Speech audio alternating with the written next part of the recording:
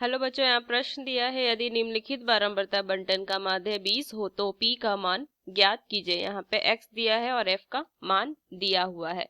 तो चलिए इस प्रश्न को हल करते हैं। तो इस प्रश्न का अगर मैं मुख्य अवधारणा लिखूं, मुख्य अवधारणा, तो क्या हो जाएगा, मुझे ज्ञात क्या करनी है, इस p का मान ज्ञात करना है। माध्य दिया हुआ है तो सबसे पहले अगर मैं माध्य का सूत्र लिखूं तो क्या होता है, आंकड़ों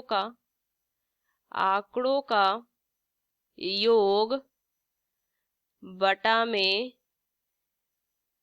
आंकड़ों की संख्या,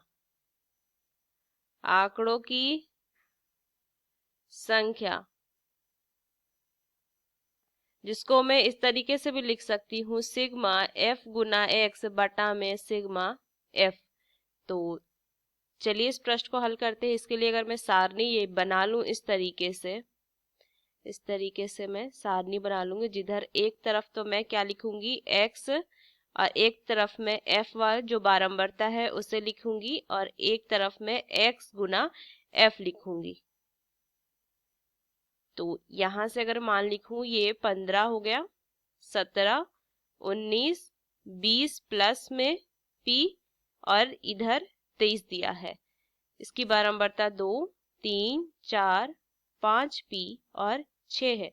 गुना कीजिए तो कितना हो जाएगा, 15 गुना 2 30, 17 गुना 3 करेंगे तो यहाँ से मान कितना आ जाएगा, देखिए 51। तो लिखेंगे 51। फिर 19 गुना 4 कितना हो जाएगा, 19 गुना 4 76, और यहाँ से अगर मैं गुना करूंगी तो ये हो जाएगा 5p का वर्ग जोड़ में 100p, और यहाँ से अगर गुना कीजिए तो कितना हो जाएगा, 188, ये मान आ जाएगा।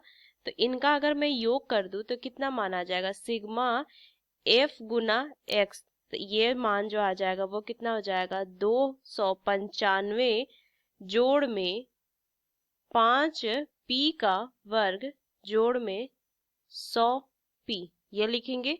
और अगर मैं सिग्मा f देखूं इनका योग, तो इनका योग कितना हो जाएगा, 15 जोड़ में 5p।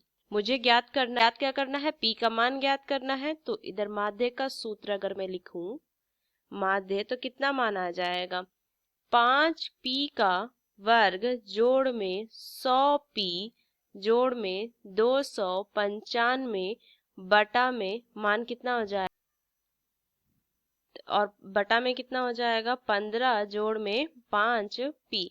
माध्य कितना दिया हुआ है, 20 दिया हुआ है, तो 20 गुना 15 जोड़ में 5p बराबर इधर कितना मान आ जाएगा, 5p का वर्ग जोड़ में 100p जोड़ में 295।